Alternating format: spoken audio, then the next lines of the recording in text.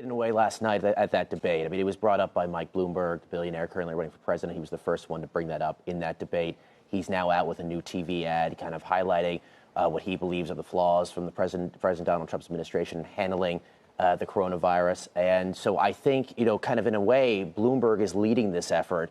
At least he's trying to. So he's going to come off as this person, this candidate who's bringing this up in a larger message. That's right. Exactly. And so, I think it is going to be an issue now going forward. It's going to be an issue for Donald Trump, how he's going to explain Stephanie, how, kind of given the way D.C. works, should we expect the response to go from here? There was a Politico report earlier today that there was going to be a coronavirus czar, which the White House has vehemently denied. But the result has been a lot of mixed messaging from these different agencies. Yeah, so the number one thing the White House needs to do is make sure the economy keeps humming. If Trump wants to be there in 2021, he cannot have a down economy leading into the election. And so, having a czar or a task force, as they replied, is what they would rather have.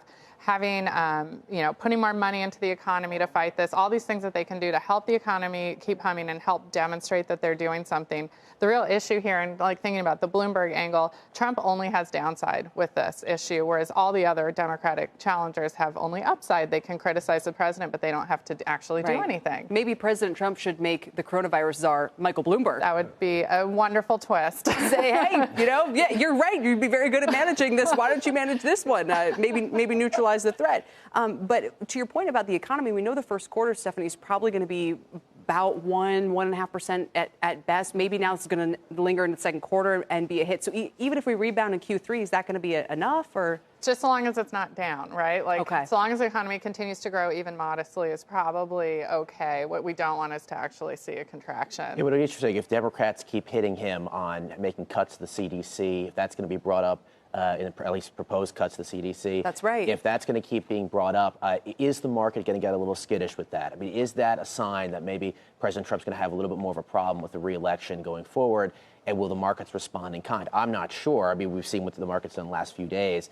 But if Democrats are going to keep bringing up what he's proposed to make cuts to the CDC, it's been millions of dollars in proposals in certain pieces of it, that could be a problem for him with this re-elect. And the timing of this for Donald Trump is not good. I mean, in terms of his re-election, it's not because the candidates just go on the stump or create ads like Mike Bloomberg is doing and hit him for this over and over again, bringing up those points that I just made. Quick question, Brian, since you're here.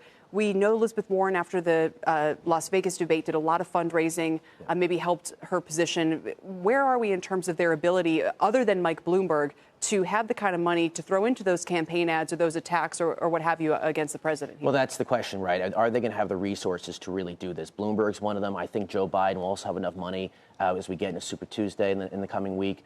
That he will have enough money to do this. But somebody like Elizabeth Warren, you mentioned, she had to take a $3 million line of credit coming into February in order to keep her campaign going. She's used only $400,000 worth of that credit.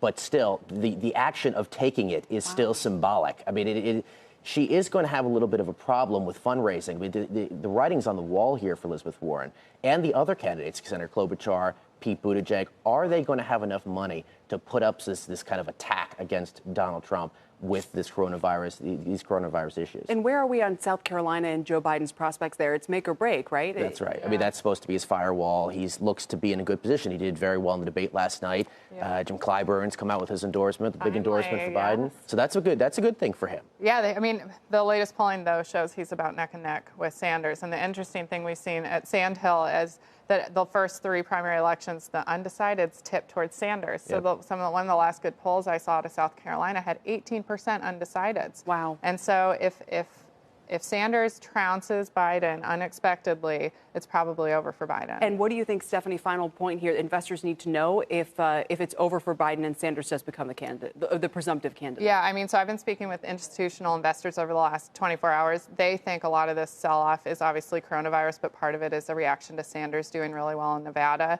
I think the market will certainly not react well, but I still think Trump can beat Sanders. So we have to moderate the final outcome to that, probably. And we'll see how the economy goes in the meantime. Yes. As we track coronavirus. Thank you both. Thanks for being here today. Stephanie Miller, Brian Schwartz, we appreciate it.